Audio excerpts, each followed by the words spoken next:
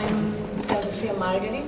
I come from Greece, and the last months I live in Berlin doing my practical training in architecture via Erasmus placement program.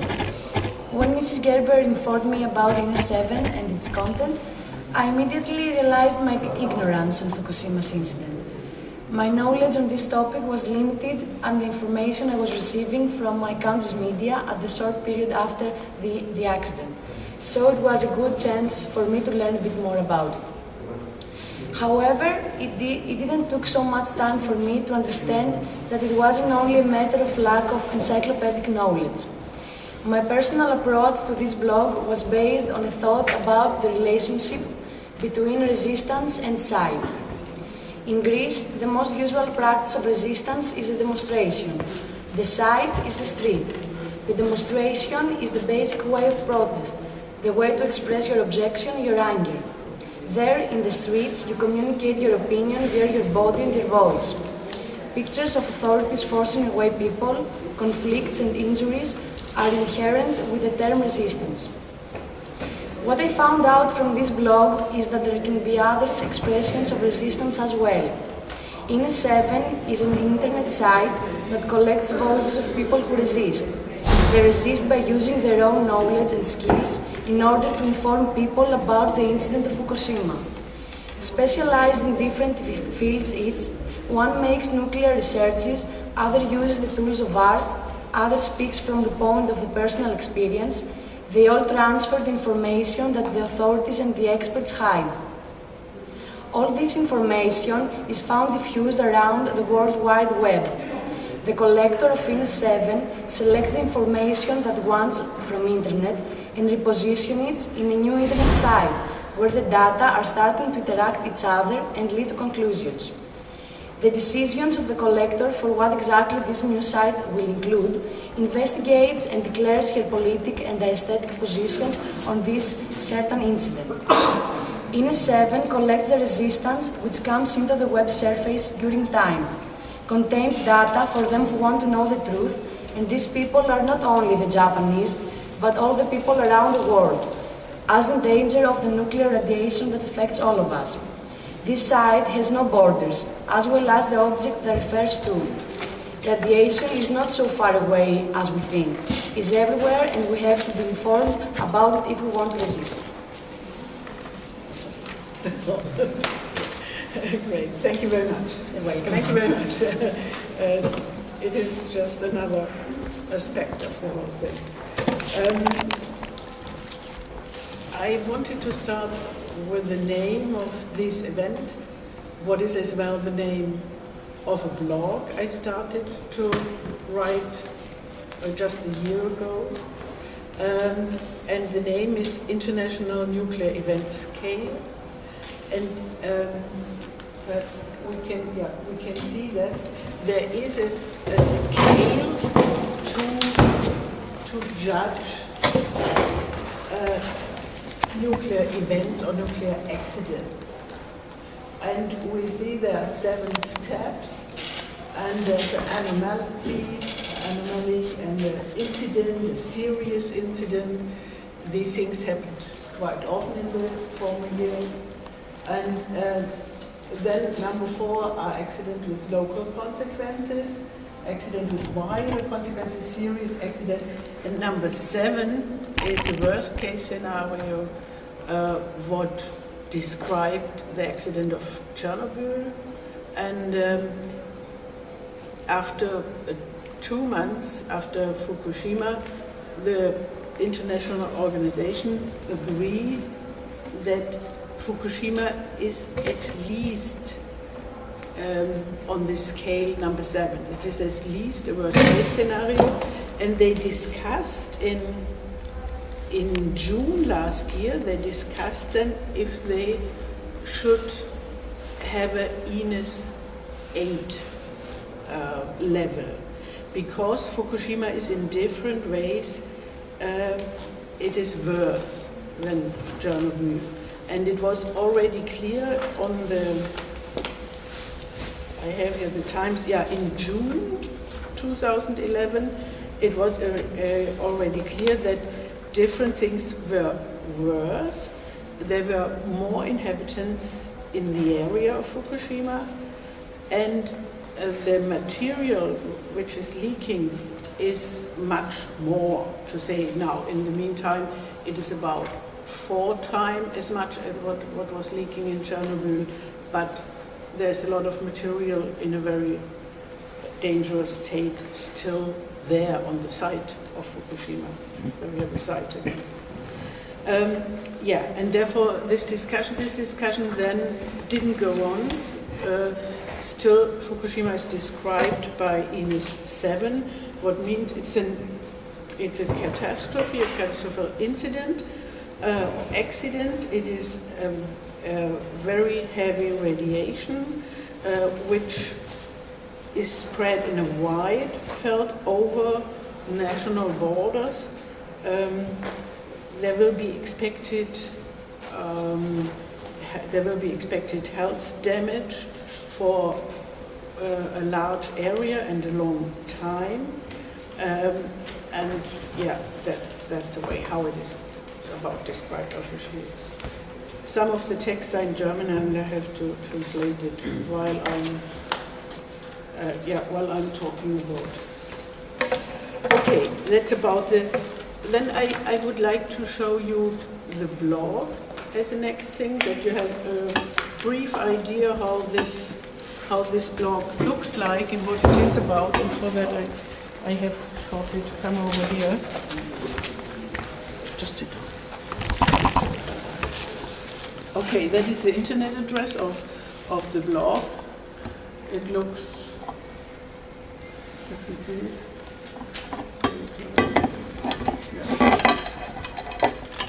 Yeah. It looks very normal, as if you have a paper of medicine, what explains the medicine you took, or what something like that. And when I started this blog, what was on the 30th of May 2011, it was already clear that this incident would go on for quite a time, but the information was not, you couldn't get so easy information already there. And then therefore I started, or I felt I should witness this, or I should make a database to keep information, to make it available, and to put it together. But it is not, it's a collection, it's an archive, it's not a research on a special point, it's more kind of painting an image, making a picture of a certain time. I put things out, and in the meantime, and I would just like to give you an impression. Here are special categories: accident, consequences, danger. Some are in German, because I started it in German, and then it turned out the information was not available in German anymore. It was, of course, an international problem, and there was in English much more to find. Resistance, research, whatever. These are the things where you can look up it, and this is like a blog is. You always have the newest posting first, and it is a bit difficult to get back. That is something now, as it is so long in the meantime, what has to be changed, I guess. This was the information I put. Is a regret of TEPCO, of the company. I'm not going to read this. There is now, to see, it's about this spent full number 4, what is really in danger, what is not really communicated a lot. Then there's about the thyroid cancer. There were information then about MIT. I will talk about this later a bit more. The MIT got funding for nuclear research just very recently. What is about the background thing? And quite new photos of this number 4 reactor, how it looks. I mean, in the blog there is photo material from earlier. Sometimes it's only linked or something like this. And here it was from Tishio Niji, who is now he used to be in Japan during the accident, but he's now at Hoover Institute and is a fellow there. And he wrote recently this article on the cesium road. And I think it was one of the best overviews from now. He seemed to have followed a lot. He has followed a lot of information over all the time. Okay, the blog has now has now 175 postings, and the postings are not short. These are very, very long documents. Some of them, not everything. Here's something what is found out about early connections from Japan, from a Japanese editor to the CIA, when it was about the public opinion about nuclear plants, and it's just to give you an idea. And if you go up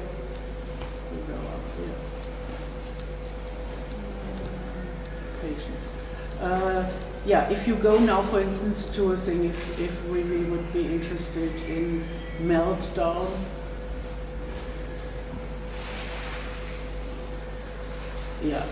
then you have a certain selection about meltdowns in this year, and how the research was, and what were the leaks, and connected things. And therefore you can go into it, you don't have to go through all the sites all the time. I mean, that is a blog, it is available. I'm still posting things there. In the meantime, quite a lot of people do follow it and look at it, and that is the background on what I'm talking today. It is also the background to a radio show that was in the invitation, where I was rising different. We have to go back then.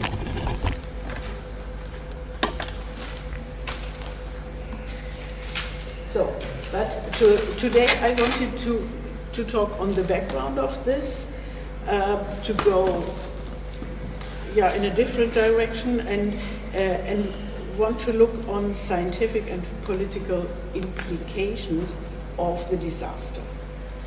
And the first point is to talk about dimensions, measurability, and time frames in the atomic dimension. That's a general thing. And there I wanted to start with this piece of science you may know. It's a periodic system of elements. That's something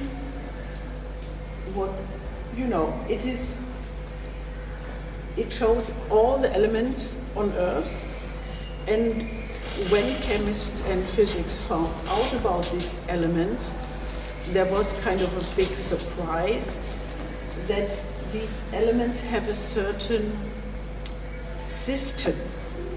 The system is not put over it, that the elements are given the system, but they come with the system. And it is about similarity. Actually, it was phenomenological in the beginning, and this system then was leading to a much older theory that the whole material world is put together by very small pieces, atoms, which have a different quality. I mean, that's what you all know. And then these atom theories, they are already from the ancient Greeks, and they developed especially in the last century to a quite explicit point. But still, the atom is something what is an imagination, let's say like this.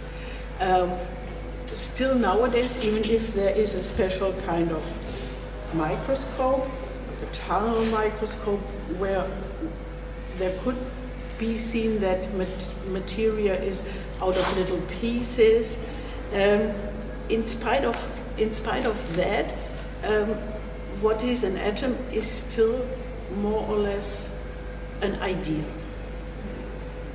And that's because this is something so small in the scale that we actually cannot explore it really.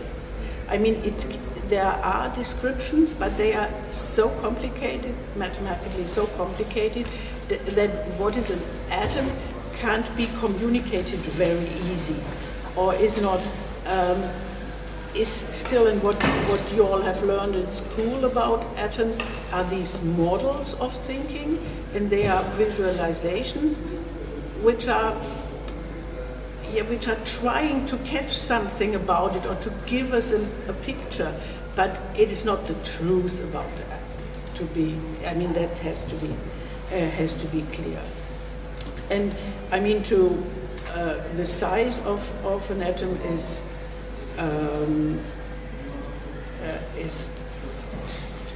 10 high minus 10. What is 1 angstrom, how it is called, and that is just beyond accessibility. Nevertheless, elements can be described and can be characterized, and in the whole theory of atoms, this is then related to special visualizations so far. And one characteristic of elements is radiation. It's so that from all these elements, we only have, from one element, there are different isotopes, as it is called, and from 80 of all, these are more than 80, we have one stable isotope, one element what is stable. And actually these stable isotopes in general make our world. And there are much more isotopes which are unstable. That means these elements are changing their characters, and they are giving parts of their material, and they are in transition in a way. And these unstable isotopes, in reality, these are more than the stable ones. There's more instability in the material world than stability, to make it on a simple, bring it on a simple term. And this was an interesting thing to explore, of course. It is not so long that scientists are dealing with these questions. It's about 100 years, to make it, to say it. And then the next step was to do research about nuclear fission. And nuclear fission then is kind of a controlled way to get atoms to decay. And this was because it seemed that there are interesting things happening about photographic processes and whatever, and therefore the research in this direction went, and then it turned out very easy that in this dimension there's an enormous power. That the power in an atom is about 100 millionths bigger than any power by burning something on Earth. I mean, it is a completely, and on the one side, the nucleus and the electrons inside an atom are so small that an electron really can't be described and not located. And on the other side, in these very small pieces, there's an immense power. And that is what I think this is what we are dealing with. We are dealing with a very small scale, and on the other side, a huge scale. And again, a scale what is bigger than everything known before. And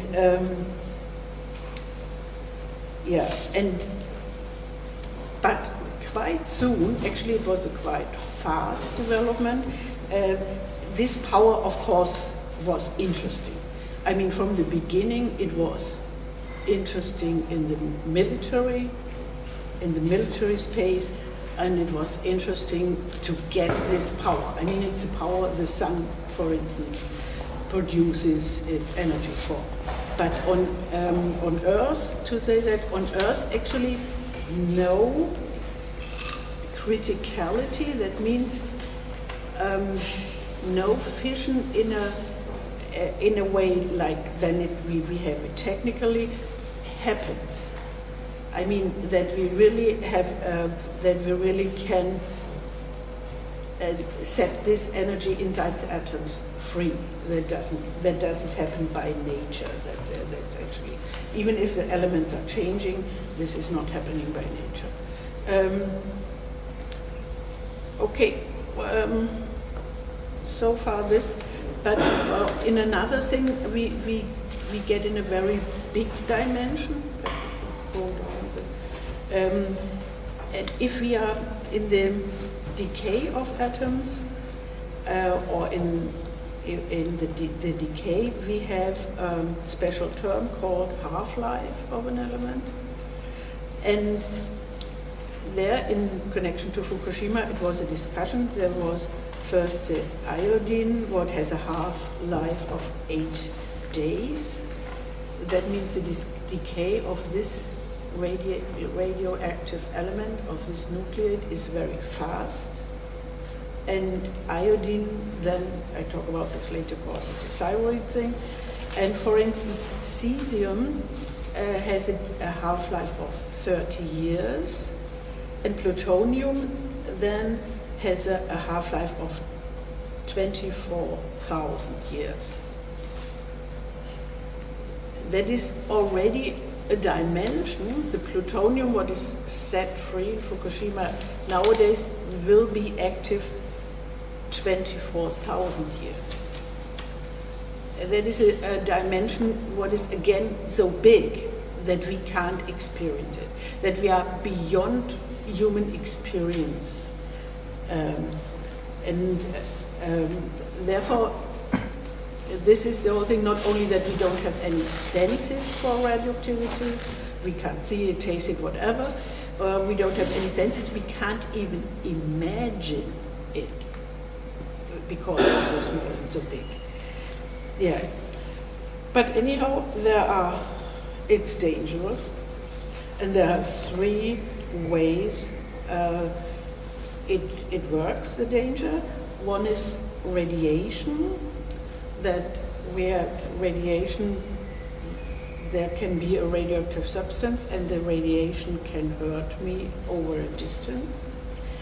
The next one is contamination, that people get in touch with radioactive material and it stays to their body or their clothes or in their rooms or whatever, and hurt them by this. And the third thing is incorporation. If you get stuff into your body and it stays there for a while, or for longer, for 24,000 years, then it's an ongoing.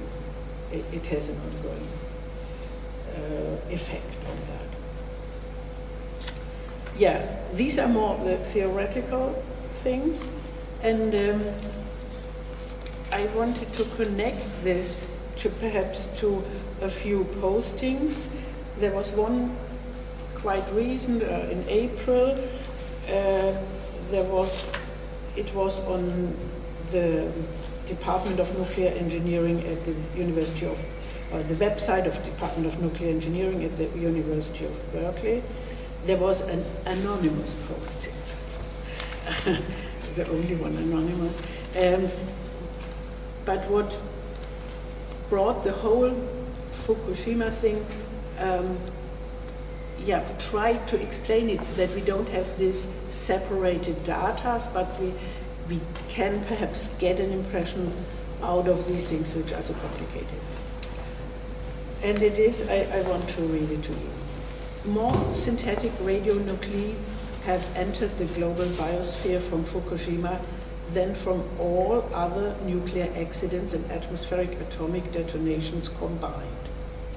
The ionizing radiation levels from Fukushima could more accurately be compared to that from a medium-sized nuclear war.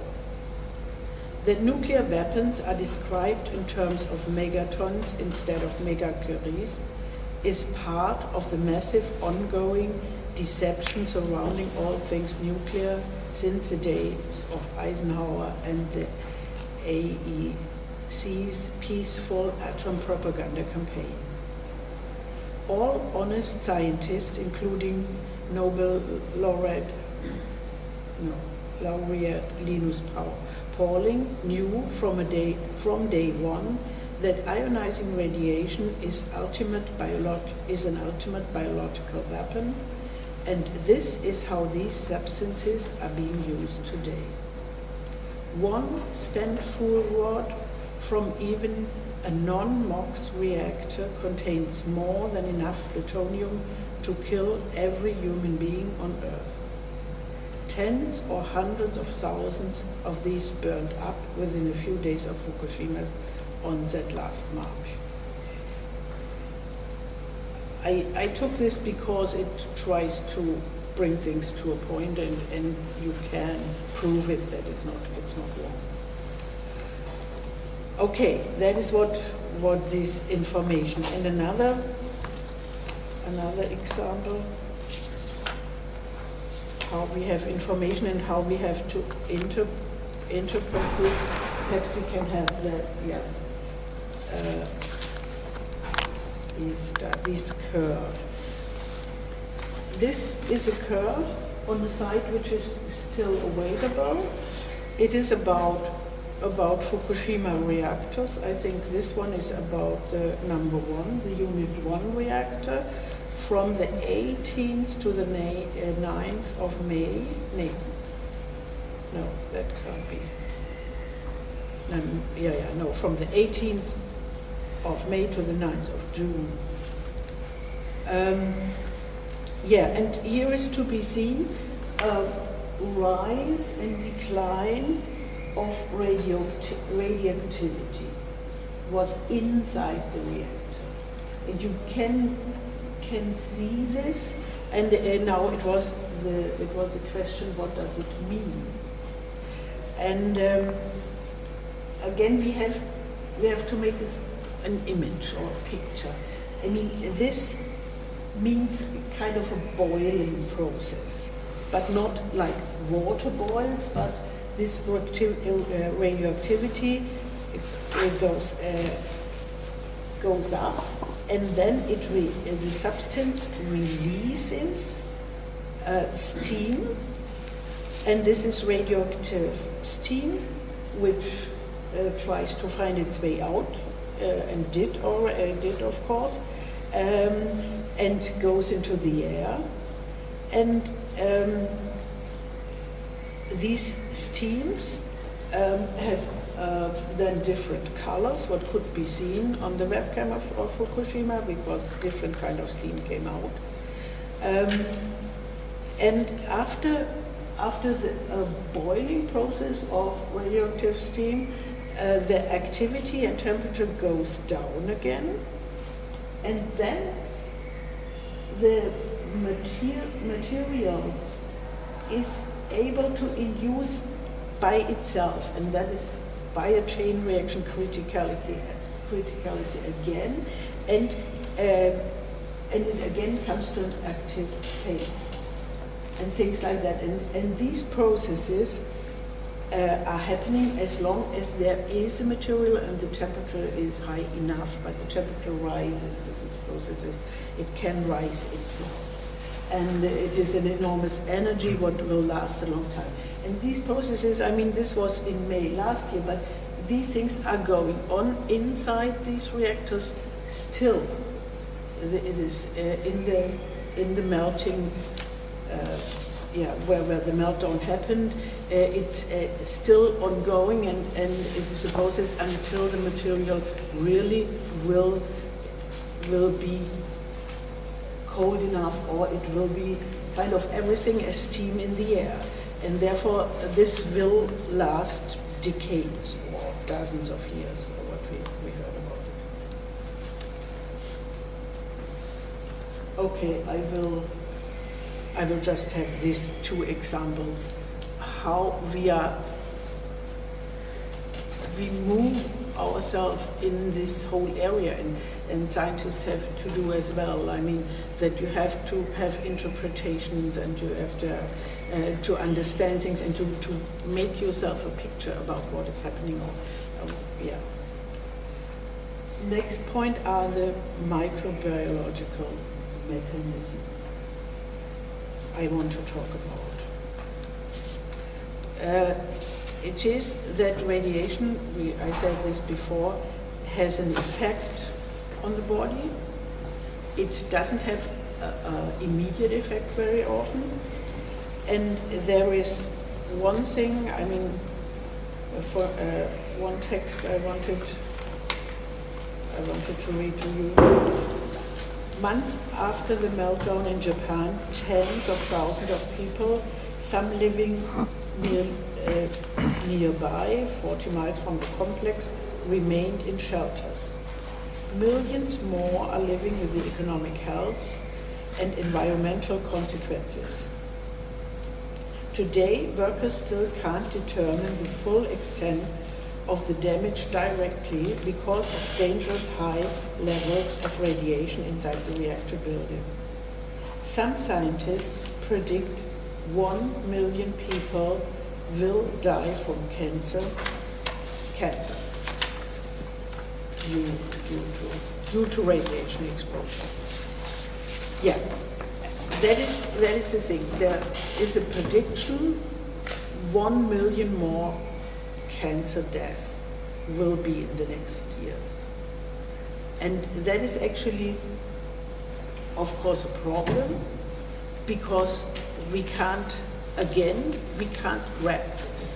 We can grab this afterwards by statistics and by figures, but the danger as such, who is going to have cancer and how will that be, and will someone have cancer because from radiation, or will someone have cancer because he's a smoker? Or, I mean, all these things, this will stay unclear, and we have these problems after Chernobyl. A lot of things never will be clear. We don't know. I mean, and if there is not a statistic, we won't see, okay, it is really 1 million more cancer deaths in the next 10 years. Therefore, again, it is very hard to experience. People just don't know. Will I be the one, or will my child be the one?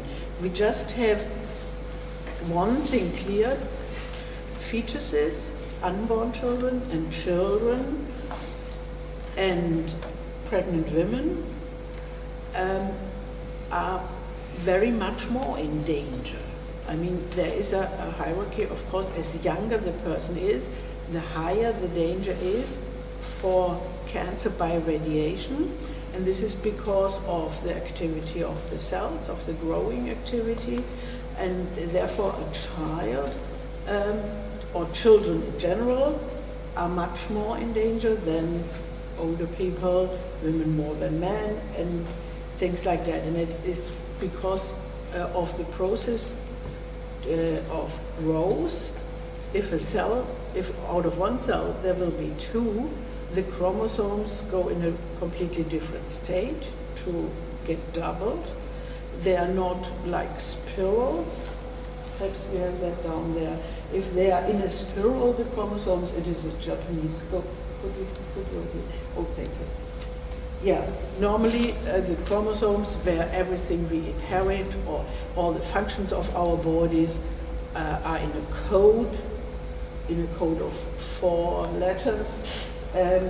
if the chromosomes are in a spiral, radiation can't attack them so much. But if one cell divides itself and we get new cells, then the chromosomes unspiralize for this process, and then they are vulnerable. And that is actually the point where radiation can attack. And yeah, what is the thing behind that we have that children are so much more in danger? And this can be 10 to 30 years after the effect then really is to be seen. That means, I mean, a damage people can be damaged, and then it is only later to be seen. And because of all this, of course, we have statements nowadays that people say, okay, I mean, the tsunami was a terrible thing, and the radiation, but nobody died.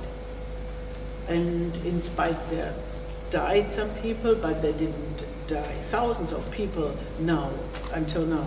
But because these processes are kind of hidden, like radiation itself. It's not so easy to get, and it would need research that really wants to clear up that. And actually, it's not so clear that who will do that.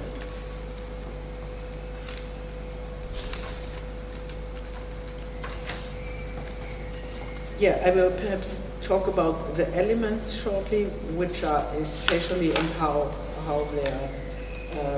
they are biochemical, how they function in the body.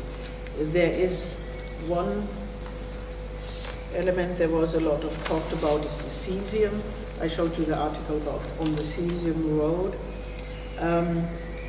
And is cesium-134 and 137, these are isotopes I talked a bit about. That gets into the body about drinking water. Sometimes it is about the air, or it comes over the air. And it distributes itself inside the human body.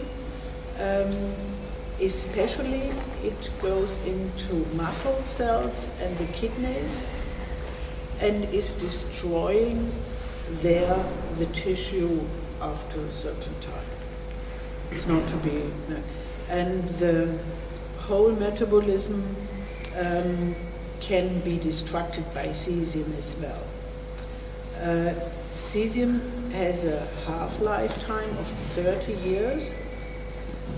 But in the human body, most of it leaves the body after 110 days, is found out. It stays in the human body about 110 days, and then it is in the food chain in a way again. I mean, it's not a way, just out of this special body. But in this time, it already damages. Another element is strontium. What goes especially to the bones and changes the cells in the bones. Therefore, we have tumors and leukemia as a consequence of strontium contamination, and it will be inhaled by the air and comes into the body by food. And the half-life is by 18 years, and the normal Geiger counter can't show if there is strontium in the body or not. It needs special measurement. And the third, what was very much talked about, is plutonium. Plutonium is very high poisoning. If it comes into the body, I mean, it's quite heavy. It doesn't fly around. If there are not explosions or special things.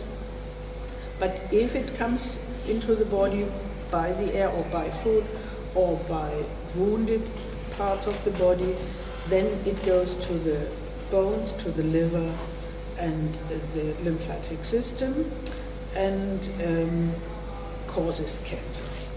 different ways of cancer. I mean, I said it before, plutonium has a half-life of 24,000 years, but it stays in a human body from 20 to 100 years. I mean, even a dead body can be irradiated by it. The last and what was the mostly talked about is radioactive iodine. It is mainly inhaled shortly after an accident, and it gets over drinking water and food into the body, and it leads to diseases and cancer of the thyroid. And a lot of people already show this now in Japan, but after Chernobyl, even in Europe a lot, the thyroid damage went up. So, next, political implications. Yeah. As we all know, nuclear power is cheap, clean, and healthy. That's what we can find on all the websites of nuclear industries. And we find this again in the discussion about CO2 emissions, that nuclear power would be an alternative because it is cheap, clean, and healthy, of course. And this is a big advertisement campaign. There was a lot of money earned by companies who were in the nuclear industry, and they have the best advertisement people in the world, and it is an advertisement campaign. And these are lies, just clearly. For instance, the Greenpeace did a research in Germany just to prove this cheap, clean and healthy thing. And first, the cheap thing, officially it was said nuclear plants they got 200 million of money from the government as subventional money. But Greenpeace calculated, got more detailed into it, and their calculation came to 100 billion of euros, which were put in the nuclear industry from outside. And this is one thing about the cheap. Nuclear production of nuclear power is cheap because the costs are elsewhere.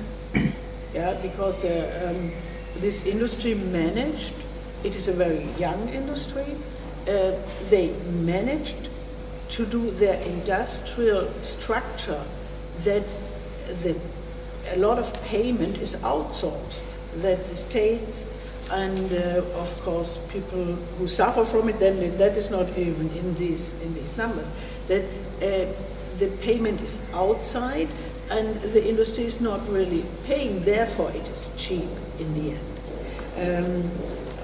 And yes, again, the Greenpeace calculation, they say if,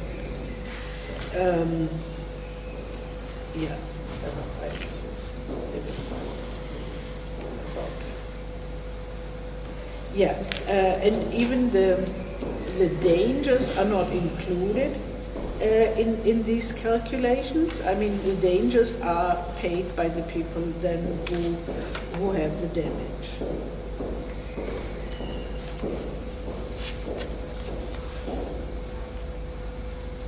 If we, again, if we say clean and healthy in comparison to windcraft or whatever, or even to gas or coal, then it is clear. The healthy thing we just talked about, and clean. The idea of clean is, of course, is perverse. So, next point: industries, states, and international organizations. when I was working on this, I found out that I really don't know enough about the industries. Because the whole year I was collecting the material, there were some information, of course, about TEPCO, about the Japanese nuclear organization, the company, about how TEPCO is related to the Japanese government, that people out of the government, if they are retired, go to TEPCO, working there, all these things. I mean, there was a bit, but I found out TEPCO worldwide is not one of the biggest companies working in nuclear industry. I mean, I never heard anything about Siemens, and I really had to find out, I mean, who are the biggest one, and I saw there are three. One is EDF, the EDF group, that is a big British company acting worldwide. Then number 2 is Siemens, KWU, and number 3 is a French company called Risk Audit. And then there are 10 more, but these 3 are in the world the main companies working in nuclear industry, and they had of course amazing profits since 1950s, when building of nuclear plants began. It began very slowly then. In the 80s there was really a peak, and the last years actually the worldwide building of nuclear power went down. The interest was not, it didn't rise in the same way. It went down a bit, but we have the case that maybe even that is kind of that they don't care about the old plants and all these things. Therefore we have a situation, what happened in Fukushima is just a symptom for industry, which is not in a very good condition. That was shown in quite a lot of postings, that these old nuclear plants have special dangers. And this industry, which is acting global so effective, is highly organized by international organizations. One organization is the International Atomic Energy Agency. That is the most prominent one. It is said to be an autonomous scientific technical organization inside the UN with a special status. It is inside the UN, but has much more freedom to work on things. And the main aim of this organization was already in the beginning, but is still the aim, is to rise the amount of atomic energy worldwide. And this shall be a contribution to peace, health, and property. That's the aim of this. I mean, the industry, of course, is organized, but the interesting thing that it's not only, it seems not to be just an organization of the industry, but it seems to be a thing of the United Nations.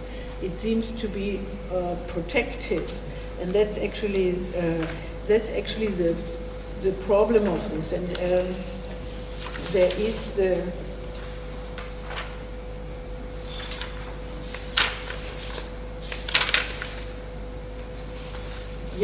there is an organization of doctors and medical researchers. It is called IPPNW, and they are criticizing nuclear power, and they have a demand that the EAEO should not be combined with the WHO, the World Health Organization from UN, in this way anymore, because they kind of stop the World Health Organization really from research and from clearing up this whole relationship. And this EAEA,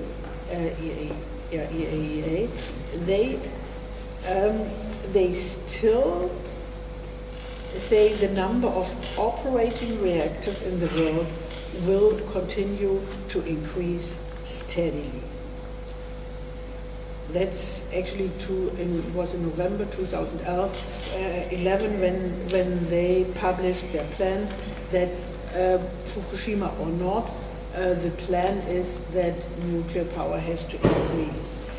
On the background that it didn't grow in the last years to an amount as they wanted it to do.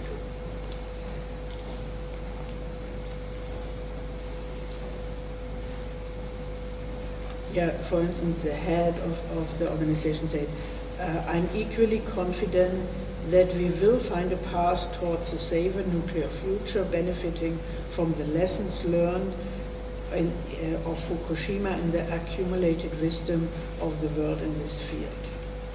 I mean, that's just the thing they said about Fukushima. Okay, we have learned our lesson there, and now we are going to plan the increase of the nuclear industry. And Fukushima will a background for dealing with nuclear disasters in the future. That's about the position, and you can find it in the big industries. They all, have this attitude. Yeah, about organizations, what I told at the moment, what I told before, the MIT was awarded quite highly just recently, just now in June.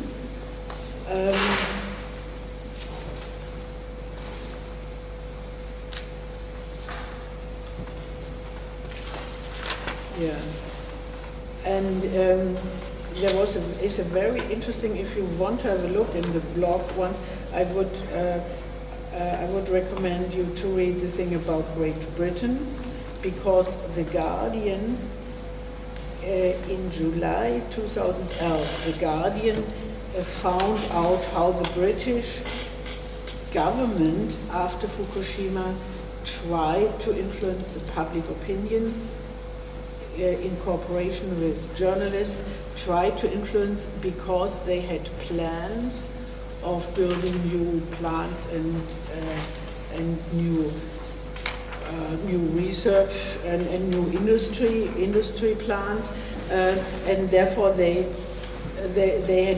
tried to manipulate the public opinion very, very strong.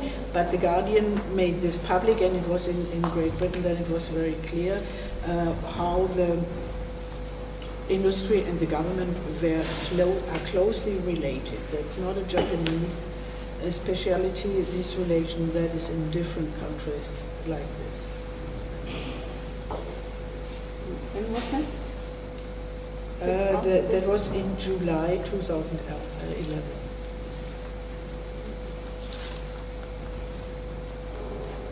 The name of the article? That's a PR campaign of the British government after Fukushima. I can give you the link. Guardian Environment, and it is in the blog. I printed the whole text. It is one of the documents. Nevertheless, for instance, the Vietnamese government expresses that they trust the Japanese technology. That's a new point. It is still, they said, how do governments, how do the industry, how do they work together? For instance, at the moment, the Vietnam Prime Minister expresses he trusts Japanese technology, and they want to send people to Japan. Especially a non-profit organization is going to bring 6,000 young Vietnamese men to Japan to have them trained at nuclear power plants in Japan. That's a government, it's an initiative of the Vietnamese government, and they're going to build plants like that in Japan. Some completely different thing, how officials judged the accident, shows a publication from last November. It was called Backup City, and I would like to read that to you. Concerned about the impact of crippling earthquake could have on Tokyo, the Japanese government has unveiled plans to develop an entire backup city in case, snappily called the IRTBBC, to integrated resort tourism, business and backup city. The spare city will be built on a huge site 300 miles west of the capital Tokyo. It would be home to 50,000 residents and 200,000 workers, and will also feature offices, resorts, casinos and parks, as well as essential government facilities in case of the disaster is bigger than expected. The potential site is on the site of Itami Airport. Okay. I mean, is that they just planned a backup city of Tokyo in the west of Japan, and a few months later, I hope I find this, there is another plan in the meantime to have a city in India. I mean, and this is especially, I lost it. Yeah, it's so funny. To have and they have already now the ground in India, and are planning that how to have for a certain Japanese elite have a possibility in another country to check out. I mean, that is one of the things, how they themselves judge the situation. They judge it as very dangerous.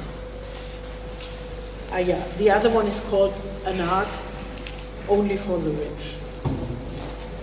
Yeah, and it is going to be built in Chennai of India, cooperating with the private sector for 50,000 people. And that was in January this year it was published.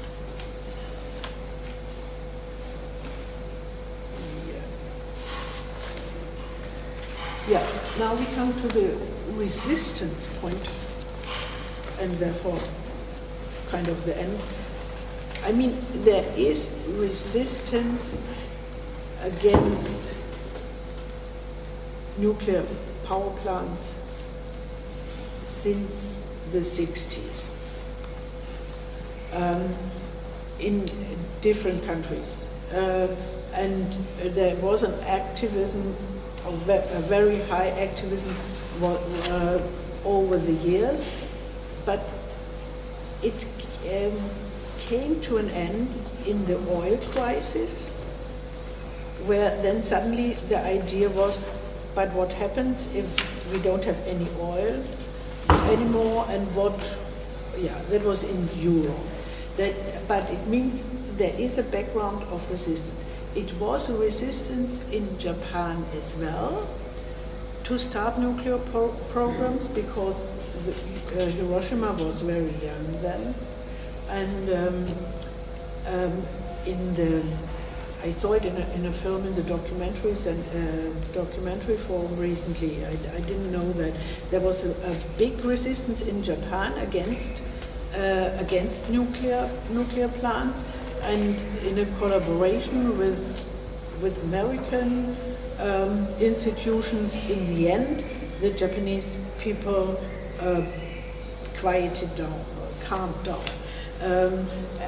It's not like it was always said after the disaster. Now the Japanese are so calm.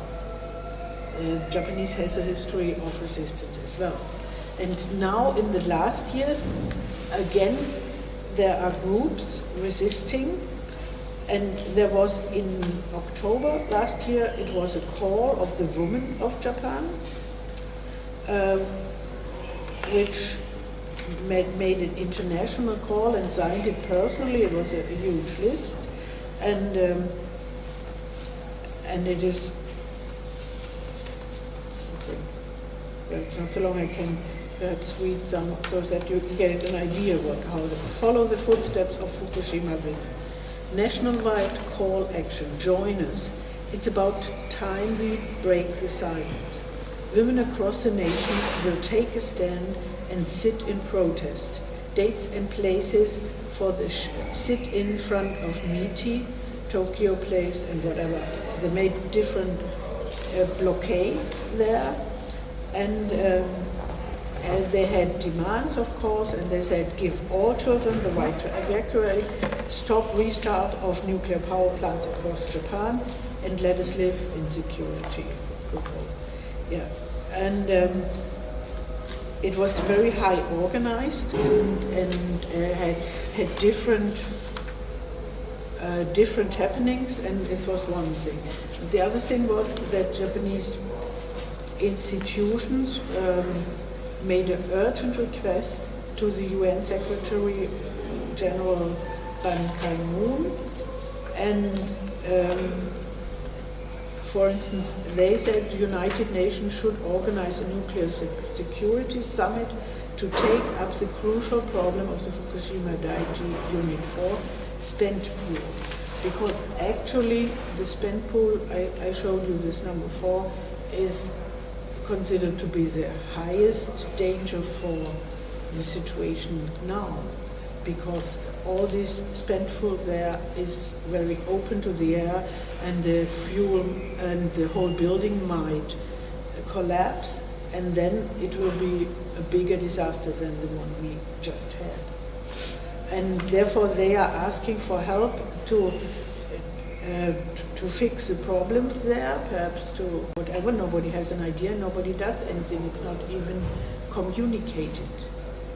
And then the United Nations should establish an independent assessment team on Fukushima Daiichi Unit 4 and coordinate international assistance in order to stabilize the unit's spent nuclear fuel and prevent radiological consequences with potentially catastrophic end.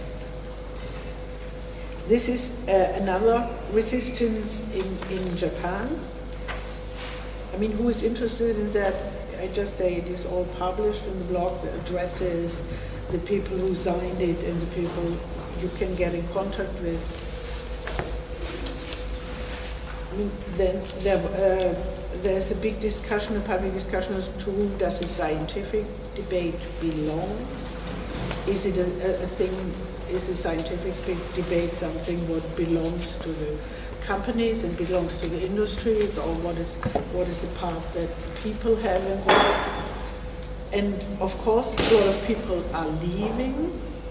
There's one blogger who wrote from the beginning a blog called Fukushima Diary. His name is Mochizuki, and he blogged starting in September 2011 how he's planning to leave Japan, and how he is looking for places of destination where he could go, to Romania, to Chile, and it is his story, and I felt it is very touching. What is the thing he has to take, and then what is about his turtles? He has 2 turtles, and who is going to take care for them if he's going to leave Japan? What is then a small problem actually, but I mean a lot of people, even people I know in Berlin who wanted just to stay here, Japanese people, for a while, and they have now kids, they're not going back. I mean for people it is actually the question how can I make my living in a different country? Yeah, in the meantime, this blogger, he left Japan. He was living in Paris then first. He's going on with the blog, but he left Paris now. Okay. One more thing I wanted to mention is an initiative called Safecast. Safecast is an organization who collected data very early and enabled people to send their data from all over Japan to them, and they map it. They map every posting they get, and they have maps from different places in Japan. They were visiting Berlin a few months ago, and I met them, and it was not only for the moment, but to enable people to care about these things. It's more to be seen in relation to this, whom does this scientific knowledge belong? And this Safecast, things like that, I felt were very interesting.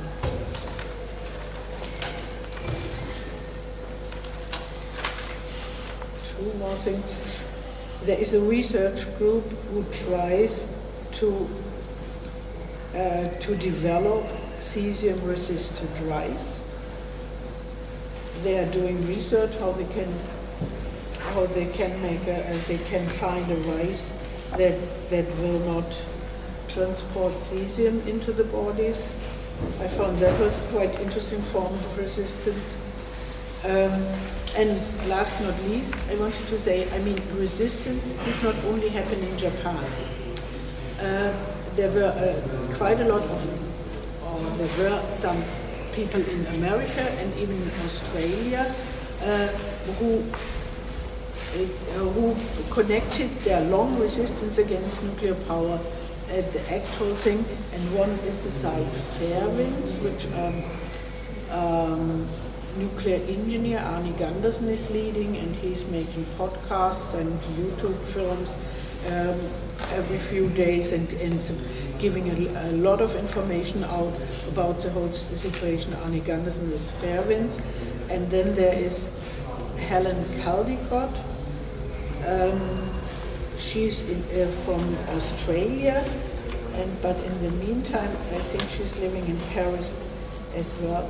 No, she is working with Spain. She's working for for the Prime Minister of Spain as an advisor on the one side, but she's writing a lot of books, and she was very active.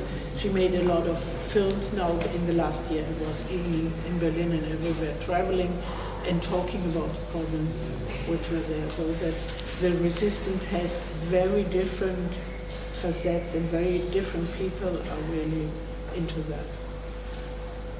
Okay, I stop here. And yeah, we'll of course like if we come to a discussion after that.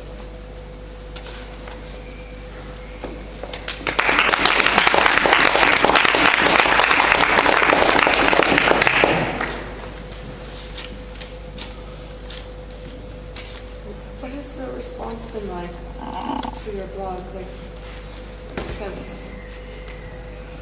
Is it just like people following it, or do they actually engage you? Yeah, there are people following, and an increasing number. It depends a bit what happens beside the blog. When this radio show started, it went up, or sometimes it is discussed in different medias. Then it went up very much. Then are quieter times as well. Yeah. And and sometimes people are writing, but it's not very often. But it is. Sometimes I get some feedback, or sometimes someone is telling me that he's using it. So, but it's not a huge thing. No.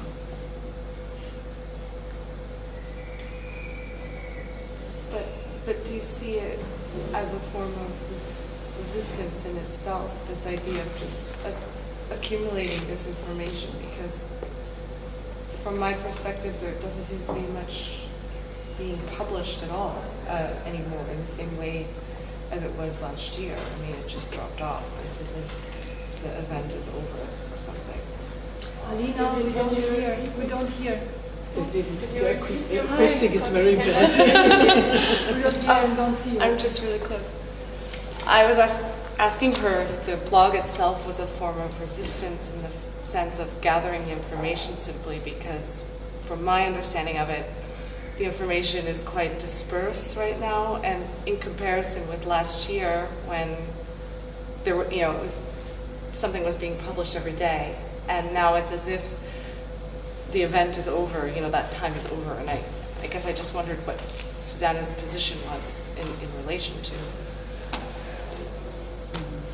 forms of resistance, I guess. Yeah, of course, resistance, but on the other hand, I feel it's a resource for, in the end, for other people, even if it might be more long-term, and I think it's not over. I mean, maybe the journalistic part of it is at the moment quiet, but I mean, imagine if there happens really something, then,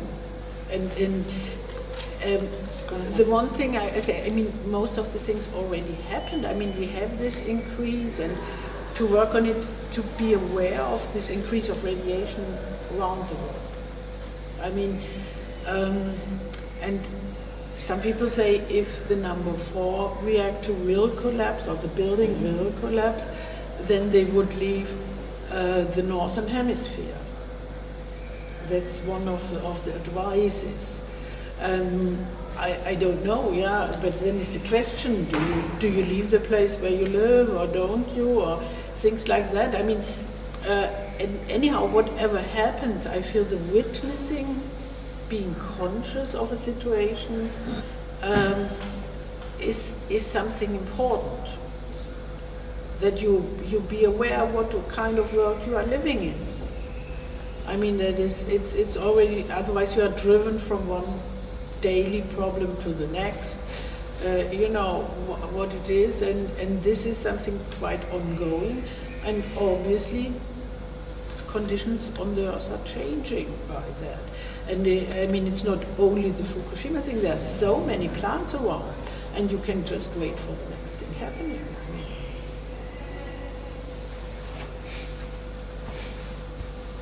Yeah. First, I would like to make a short announcement in relation to your very interesting talk. We will show here at the same place on Sunday at 8 p.m. a film about the resistance in Japan. It's called Radioactivists, and we will have the director of the movie here, and you are all invited to see this film. It's at 8 o'clock on Sunday, 17th, next Sunday. Yeah, just maybe a short comment. As you said right now, the threat that is coming out of this disaster is just beyond any imagination, and I think nobody can really relate to this, and everybody is just guessing, and it's just too big. We had never had this situation in this dimension before, but the interesting part for me is that, as you also showed, the problem is related to many other problems. For example, that you showed the industrial complex that is connected with that, and this is also connected with the United Nations, and this is connected to different other structures. We are also dealing with when we are occupying places like this, so we see that all this is a big waking up call for us to really come together to resist against atomic energy or against other power structures. So in this case, maybe humanity needs something like this to really find a common strength to resist against so much that's going wrong. But in this case, it's very good to have collected information, because only in this way we can start to understand what all is included in these very complex issues. Of course, there is much more information. As long as you work on it, you feel I felt that it is only only a bit, you know, you could say much more. There's much more information around, people are doing research, and about atomic industry I found very interesting work from the last year, and things like that. But I mean, first step is just I felt I want to understand. I mean, not that I don't know several things in beforehand, but to understand what is going around. I mean, and how is it related? And of course, I felt it is a very special kind of industry, how it is organized and how its corporate identity is. It is really a special phase of worldwide capitalism. What is in the nuclear industry presenting, or what is coming towards us. And the brutality, then, if these incidents are there, just, I mean, nobody takes responsibility then. And all these things. The brutality, what is in it. And then on the other side, what I felt, that it is about knowledge as well, this kind of knowledge we are having only a few decades about the atomic world, and where does it lead to? I think it's very interesting to have this collection of your research. I mean, I was in Japan, I did a lot of research too after Fukushima, and I was very much intrigued by the way how Japan, after the war, has been forced into the kind of nuclear industries by the Americans, basically, and how these kind of shift from a movement, peace movement, very strong peace movement from the 50s after Nagasaki and Hiroshima, which was actually generating the peace movement in the world. I mean, like Günther Anders, for example, who is one of the very famous writers for peace, who was the husband of Hannah Arendt in the 50s, wrote this very important books against nuclear industries, against the atom, and he was very much inspired also by the peace movement that came from Japan in the 50s, and how this was nevertheless possible, that the propagandist kind of implication and industries happened in Japan is a very special junction in a sense. I think it's very interesting because I find, and that was my question, or would be a bit my question, that there is a kind of junction between, like on a larger scale, on subjectivity, which has to do with the notion of science itself. In a sense, science became something absolutely non-scientific at some point. In that sense, that science take over some kind of subjectivity, which may, in Japan at least, had to do with the junction of the, let's say, eternal source of energy, the sun, an image which is like embedded in the culture of Japan. You know, the Japanese flag is the sun, and which was also in the junction of the loss of the war, of the loss of the culture, the specific culture, or Japanese culture, became the scientific pride of Japan in terms of being able to not anymore produce weapons, but produce, not to have own weapons, but to produce scientific methods and to be methodological on a level of science that is totally dominant in the world in that sense. And so there's a long culture of craft and precision in the Fukushima area specifically has been one of these areas where a lot of technology was developed, but just for hundreds and hundreds of years in a sense. So for me, my question is a little bit, you are a scientist too at some point. I mean, you are kind of is there something like like a symptom which shows also that these ideas, this rationale, this scientific rationale, is actually coming to an end, as if you want to say so? Difficult. Do you think so? As you see. Yes, I think so. I mean, for me, I think so insofar as I can see the whole take over, like for Fukushima, its measurability is not given. We can't measure it. I see more the insufficiency of science. I mean, I feel that it is so insufficient to do those things, that the impetus to the military and the economic impetus is so strong, and science is so weak against that. That's what I feel. You know, science is not even able to give a frame for that. Science is so fragile in the end.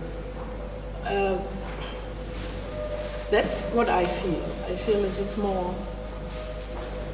I mean, the major ministry in Tokyo is the Ministry of Science, directly next to the Imperial Park. Yeah. Which is also in the comic strip Mr. Atom, no? Where it becomes the main office of the kind of comic strip which was like very important in Japan, no? But I mean, but it is not then science, but it is this market around science. What is then already that's what I find in the industries. I mean, it is a market about this, and in the end, you know, it's so hard even to have a mathematical expression for the place of where an electron is. It's not, you know, it is so hard, it is so complicated. And then even if the knowledge is already so, I mean, it's not really developed, the knowledge, and then already it is, there's a military complex, and these interests are so strong. Yeah, but you said even in the beginning that there is no way to understand matter beyond the need to believe. I mean, there is more amount of belief in it.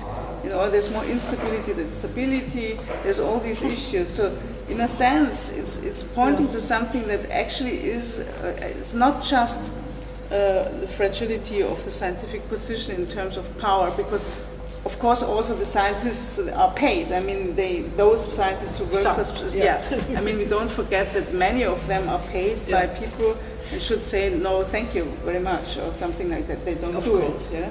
Of course, they would have a responsibility. These discussions that the scientist has to be responsible for. This discussion has disappeared completely. That's what I would play. Yeah, that obviously scientists are not anymore responsible. You know, that's corrupt. Yeah, but there is also some. Or they're inside of these systems. They are not even corrupt. They are drivers of that in a way.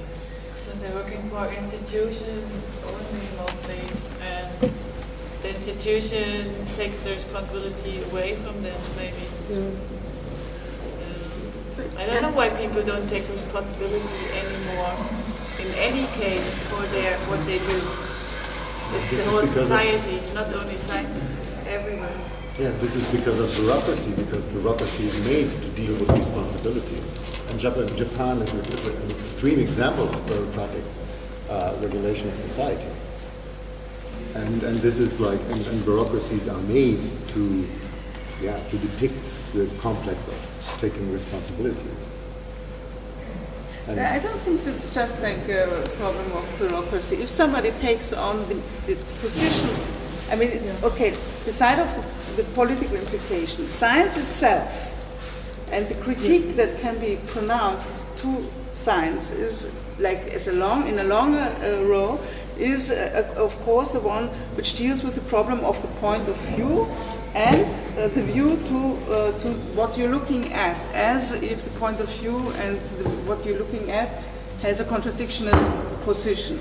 So we have had, in the beginning, we have had all the scientific critique on science from the 19th century and the problem of metaphysical implications in scientific discourses that are coming out from a transition to the 19th century and then to the 20th century, and that we are here in a moment where we basically see that we are in a situation where we cannot deal anymore with a measurable or with a scientific approach.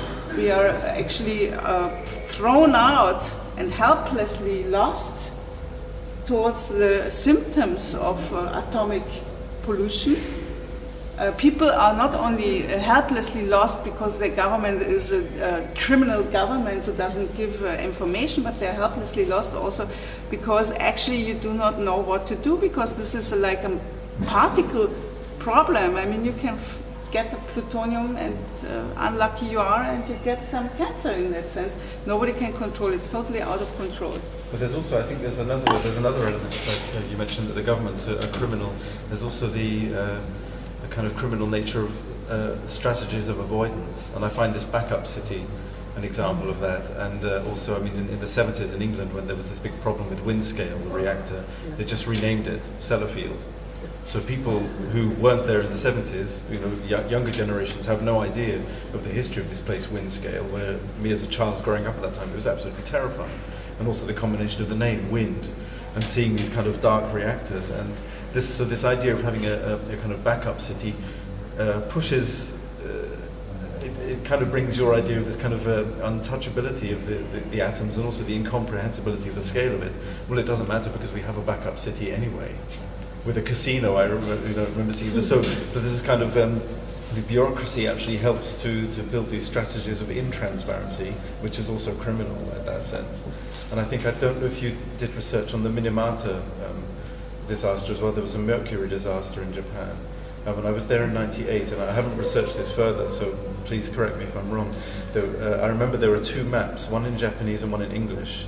And the one in English does not have the contaminated places on it. The one next to it in Japanese does. I don't have the photos of it anymore, but I was really shocked. And I mean, please research that further if it's not correct. But I seem to remember it being the case. So these strategies of avoidance are also criminal in that sense.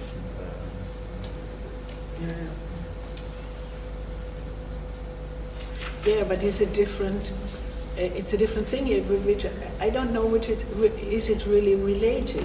I mean, you know, is the invisibility and the undescribability of atomic scale, is it related that it evokes criminal behavior? I don't know. I mean, I just can. There is a coincidence in a way, but is it only with this? I couldn't make a statement. I don't think it's inherent, is it? But I think it comes back to your idea of marketing as well. The idea that that everything can be kind of pushed around and resold, regardless of how evil it is, just on kind of pure marketing levels. And I think that's the problem, in the sense that science then becomes doubly invisible or invisible again, because it doesn't matter. We can just sell you these wonderful products. I mean, after Hiroshima, they forbid research on contamination of Hiroshima. Yeah, they just forbid it. Yeah. People were like starving everywhere. What the fuck? It's not invisible. It's very visible. Yeah, that is. And also now you can see a lot of disaster areas in Fukushima. What is invisible about it? It's super visible. And even, I mean, when I was making this interview with Chihiro Minato, that was shown in the Animism show, where there is like a 45 minutes about research on how this subjective effects on radioactivation. He says something like, invisibility, it's not true, it's visible, it's the beauty. Everywhere there is the nuclear power station, there is a kind of incredible, beautiful landscape around it. And it's true that they built these things in the most beautiful spots in Japan. You can't believe it. Like really paradise spots, to hide. In Europe also, because it is an area that is not accessible, people are not allowed to live there, so they build a natural park that then again makes it look peaceful, nature and so on. I mean, it's also a PR strategy. Yeah, and look on their websites, they're just working with this. They come along as the most peaceful, most nature-loving industries. Yeah, it is. And I mean, as this kind of power production is so centralized, then they can really transport the power on long wires. Like Fukushima was actually the main power plant, one of the main power plants for Tokyo, or the area of Tokyo, as far as I understand. Yeah. And it is really far distant. But having such a centralized power, you can make a long distance transport of it. And then this is a very rural area, which is industrially underdeveloped, And this is also typical for most power plants in all over the world, that you do it in places, or you try to do it in places which are industrially underdeveloped, because you always have the option to do long-distance transport of this kind of produced power. Because it's about centralization, and nuclear power is totally on centralization of power, in both senses, as your blog always shows, that there is the idea of political power and the idea of energetic power. Yeah, that was from the very beginning. Yeah. But this it's striking. It's striking. Yeah, but this was the secrecy of nuclear research. It's military. Yeah, but actually, what I found, I mean, that you find out it's not clean and healthy, but it's not even necessary. I mean, it shows that these countries can do quite well without the nuclear. They could just shut them down. I mean, there would be no lack. They could do without. I mean, it's not even, nobody needs this especially. Every country is able to produce enough power without that. That's the really tricky thing. Why did that happen? I mean, why? Yeah, I mean, of course, there was a lot of money earned. It's clear, but it was especially earned by this construction, getting the governments, getting the publics paid. That was the main thing. It was an amazing amount of money. But I mean, something you didn't mention, which is one the main source for nuclear power as a civil structure, is that it's the possibility for nuclear bombs. And this has been the main driving force in all countries that have nuclear power, the option to develop it further into, or the ability to develop it further into bombs. And that's why the government highly subsidized it, or still do. And this is still today. I mean, so this, in terms of constellation, this makes it even more so that this is, I mean, this is a byproduct of a military exercise that then is paid to this. I mean, the industry is using the interest of the government to produce military weapons, and then sells it as cheap and healthy. Yeah, and even, I mean, the nuclear, like in Japan, for example, the kind of post-colonial moment, if you want to say so, it's like the creation of a deep state. The deep state of Japan is nuclear industries. So the junction between military, government, and the deep state agency to the US, which has been, of course, the Cold War strategy, is nuclear industries. What do you mean by deep state? The deep state is the deep states are stay behind organizations of so-called democratic states that are basically military organizations, have been founded after the Second World War, first by the US with a committee of military generals and that has been placed in Europe after 1945 in Brussels and France and so on, and then from then on developed deep state agencies to different countries that have been, of course, either like on the western side. So far, we know the deep state was created in different countries such as Greece, Italy, Turkey. We know all the Poland. I mean, we know in the 60s, like the generals of Greece have been like supported by deep state structures of this. Is this whole construction of anti-communist organizing Europe in an anti-communist way throughout military deep state structures that are related, in that case, to nuclear industries as well, because it's a secrecy issue in that sense. You can read it on every like major political, like the Autonomia Italiana, no? Like the autonomous movement of Italy or something like that, like Bologna attentat, 272 dead people done by fascist bombs, giving the argument against the left wing, the Italian left wing, providing anti-terrorist laws, state of exceptions, etc., etc. So the deep state, who was it? Was P2, no? Loggia P2, famous loggia between mafia, the Italian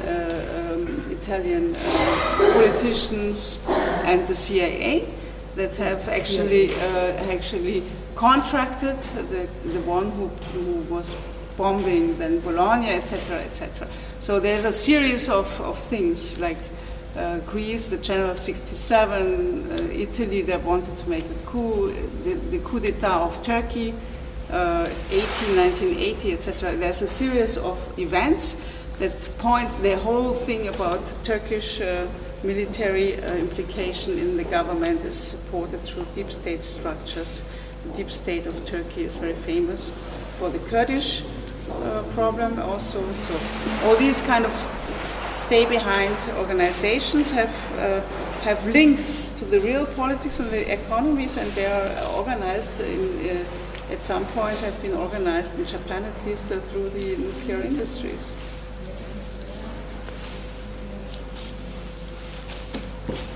As far concerning Italy, I heard, I think in the documentation, was it in Bologna or was it in Milano, where they had this suitcase bomb and they put 2 Italian anarchists into it? This is the recent thing. This is a very recent event. I'm talking about 30 years ago, where they had also something like that, yeah. And after 20, 30 years, they found out that it was no, this is that's the Bologna attentat of the But they had the station. suitcase thing in the, I think it was a suitcase placed in a bank. In the waiting room? Huh? In the waiting room? I think it was one in a bank. In bank.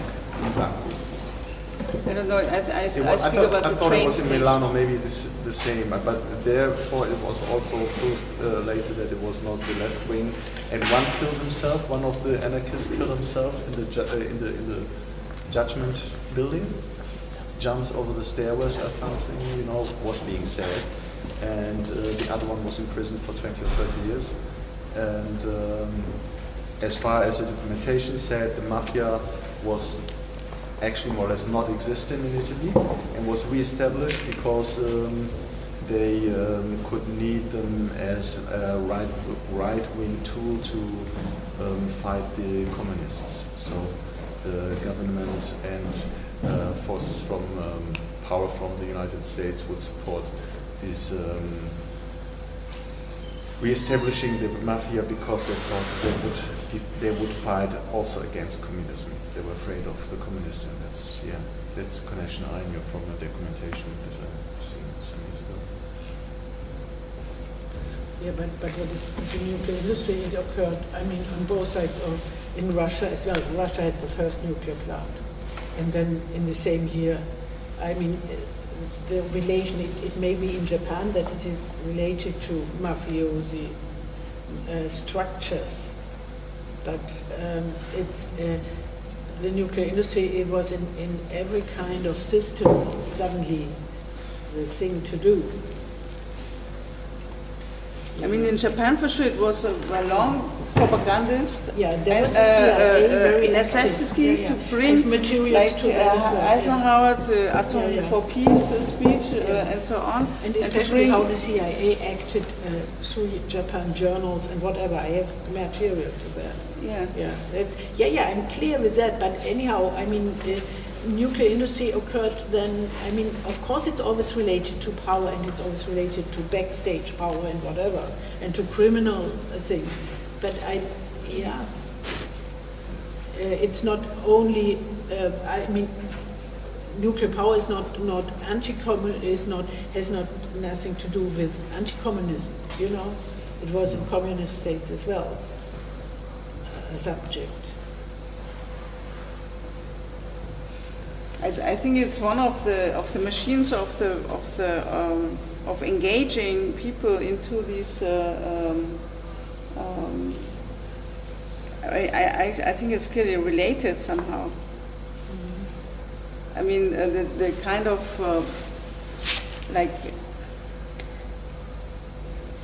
as far as I know, for Japan, for example, you can see that the kind of do you know this film Pigs and Battleships from the 50s? What's it called? Pigs and Battleships. Pigs and Battleships. Documentation? No, it's a fiction film actually, from '56 or something like that, that shows the rise of the mafia and which is of course related to the American military occupation, right? And the kind of economic problem that Japan was after the war in, and how the occupation and the kind of mafia worked out on this level of misery, of economical misery, the junction. And this is one of the films which is like very impressive insofar as it, I mean, it's we know this is like a war. Everywhere there is military occupation. There is this kind of economy coming out, right? But this kind of economy is very basic, very strong in Japan. I mean, it was very fundamental in a sense. And people's resistance towards things like Hiroshima and Nagasaki, and the kind of change in opinion towards a pro-nuclear nation in a sense, and abandoning this kind of resistance against nuclear power is also linked to this economical junction, I think, right? For example, when I was in Hiroshima last year, we went to one site, which was a site where a nuclear station is going to be built. Yeah. It's like 150 kilometers from Hiroshima. There's a little island in front. This is a fisherman island. The fisherman island is autonomous because it lives still from fishing, and it looks 4 kilometers straight to the site where the nuclear power plant is going to be built. And the beaches of the nuclear power plant are first of all beautiful beaches, and then next to it, the mayor of these cities that are close to it, the little cities, are pro-nuclear because they get money directly from the nuclear industries, and then the misery of economics there is not the same, of course, after the war, but it's very clear that they have this idea of getting jobs, and therefore the building of the power plant, while you have exactly 4 kilometers further where people are still economically independent, they just say no. And they do it for 30 years, and they do it like every week, and they do it like in an incredible way, so they are really very successful in resisting to this construction of the power plant. But it's really because they are more independent economically. I mean, this is clear. It's so blunt. In Japan they say it, I mean, they say, oh yeah, well, you know, I can't be against, they pay me. So, you heard it, no, after Fukushima too. You can hear I'm sorry, but I didn't think about they paid me. In France a lot as well. Yeah. I mean, I knew quite a lot of people in France. So they just pay? They're living on the side of some nuclear plant and saying, okay, my father's working there, of course. Yeah, and these people are here as well. I mean, anyhow, I mean, I think it may be in the 70s there was this there was coined this expression of the atomic state, of the atom state, Atomstaat, that special things in this centralizing tendencies, very dominant police, then. Of course, individual rights, freedom was abolished in a certain way, and it was parallel to this was what the atomic power means, the centralization. It is a special. It is a special state of, let's say, capitalism, where this power question in that way is handled. It's clear. It's related. It is related, but it's very complicated, and it is then complicated. How can you really effective do something against this? Can you? Is there a possibility? I mean, what I said, most things are already done. I mean, there's so many plants on the globe. It's unbelievable if you see the figures. I mean, already, and then they're coming, it is more than an overkill. Yeah, that's for clear. It's complete, and I mean, we are living in this kind of post-nuclear time already. I mean, it went down in a certain way. They are not built so much new plants and are going to be shut down at the moment. It is about equal. It's not growing anymore, but we have this result that it was growing. I mean, it was growing like a cat or whatever, and we have it now, and we can't abolish it anymore in a way.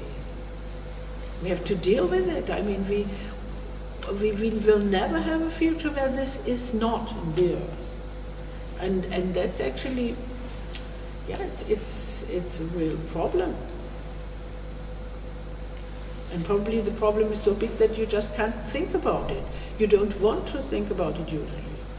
You want to forget it or what? You can't understand it's also impossible, no? They were eating, and then nobody would, how can you all the time, every time you eat something, say, can I eat this? I can't eat this. Can I eat this? I can't eat this. I mean, it's like all the time. In Japan, it's like, but on the other side, therefore, I felt it was, for me, it was kind of helpful to collect things. It was kind of out of this feeling of helplessness or more, even despair, or what shall I say? I mean, I was really upset when that happened, because you could foresee it would happen, after Chernobyl, it would happen again, and then in that scale, I was really upset. But then to say, okay, that is my lifetime.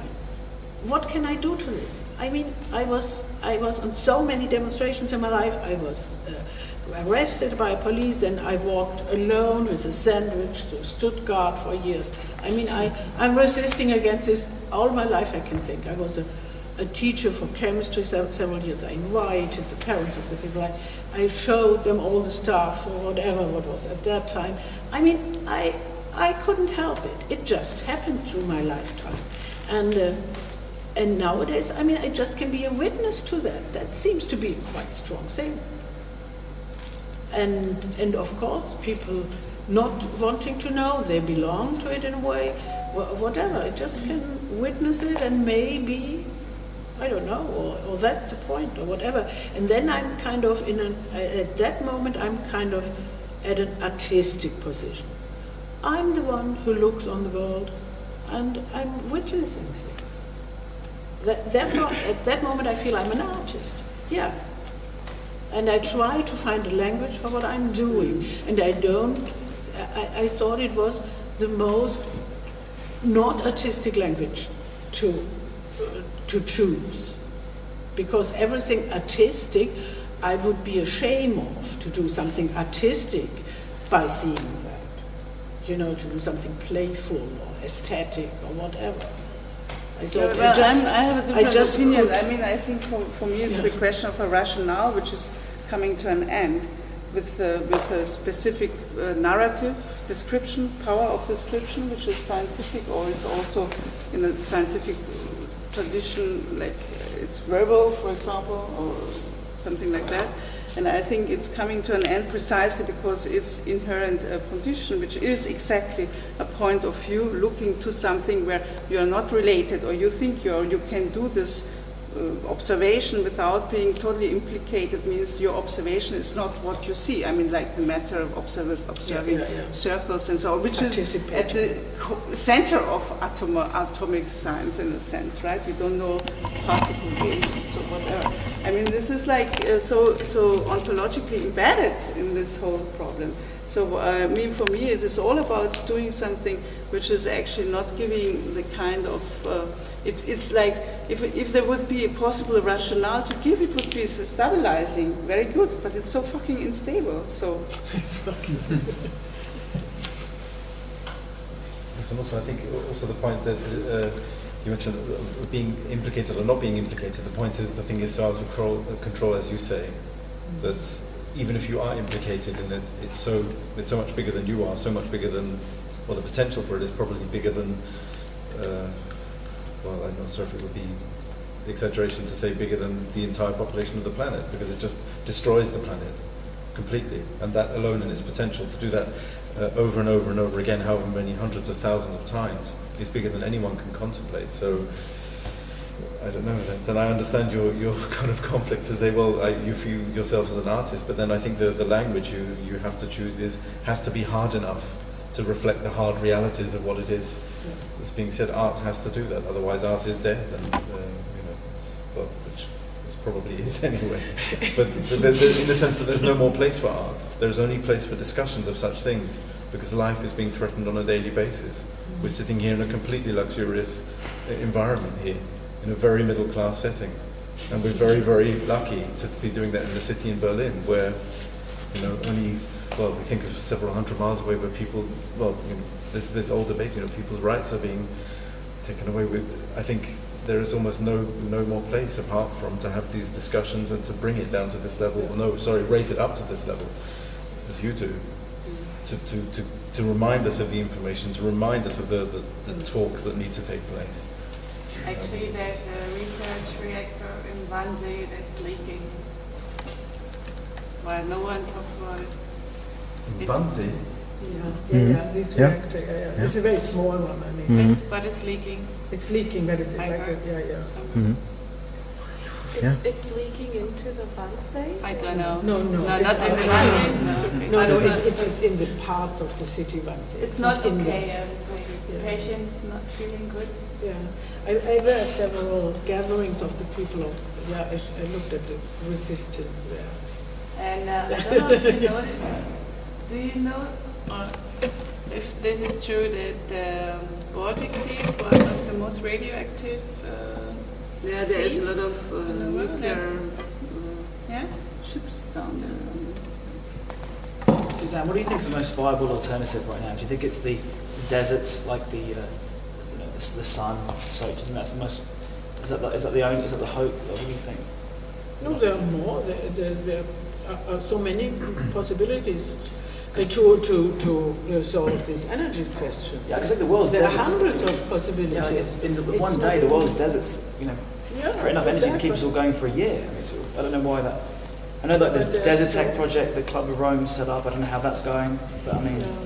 Yeah, but there's the wind energy. There's so many possibilities to do it elsewhere, and of course, then it is more decentralized, and even it brings a completely different approach to life. Then, what is there, and the possibilities are there already. We don't have to invent it. It is already there. It's political. That's actually therefore, but we don't get rid of the stuff. I mean.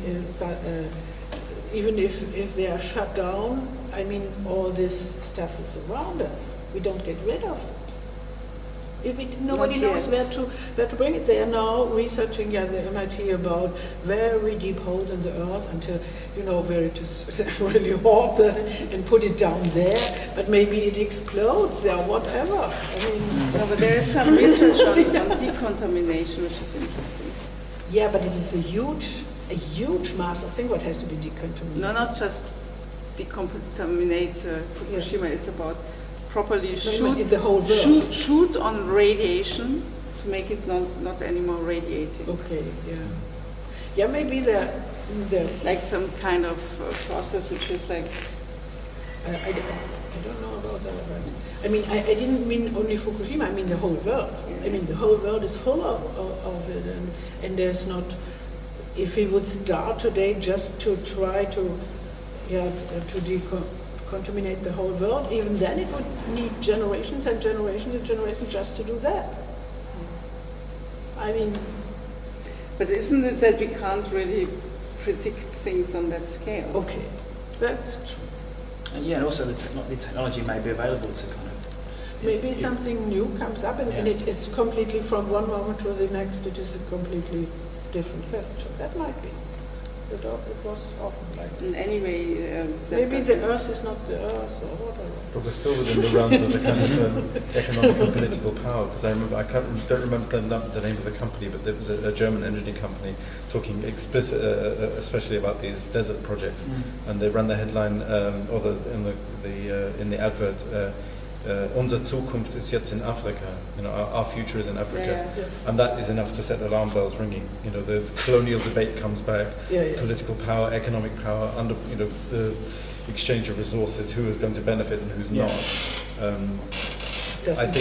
Doesn't sound comfortable.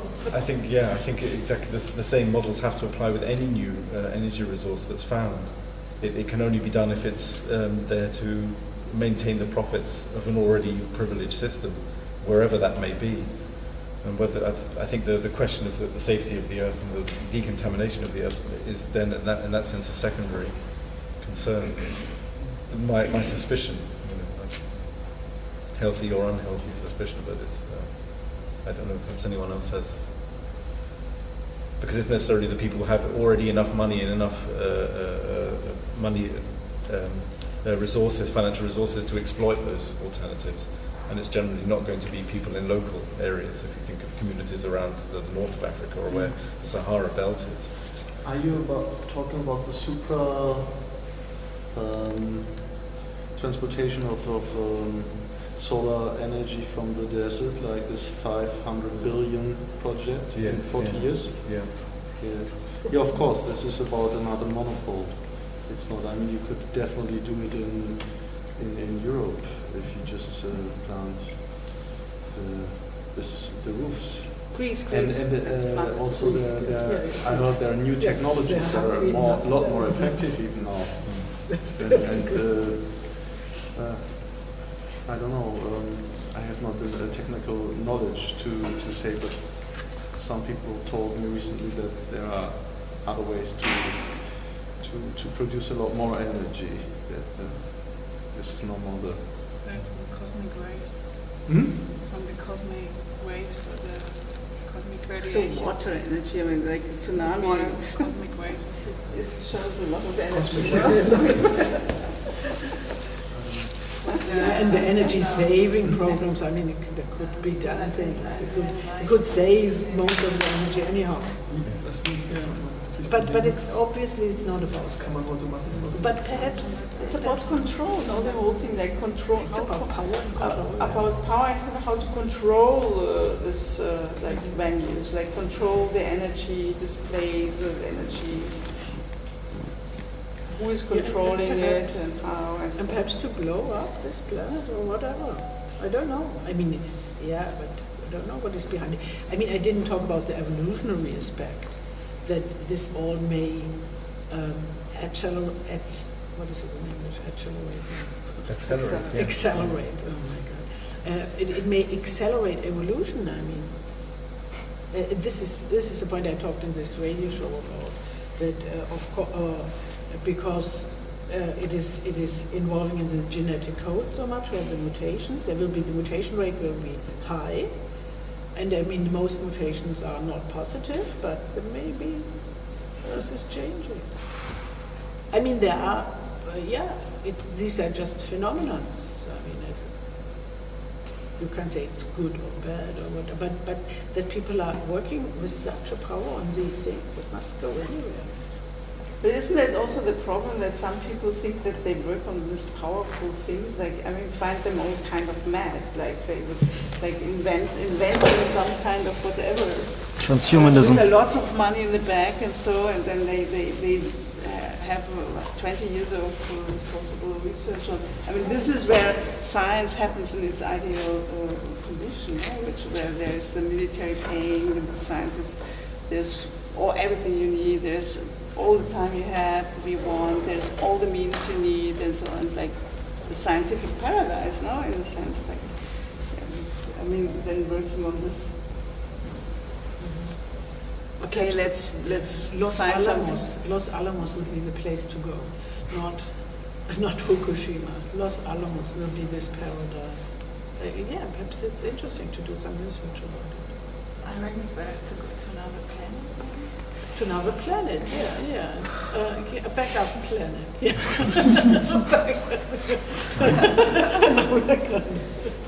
Okay, perhaps we stop here. Have a backup at the backup planet. Thanks.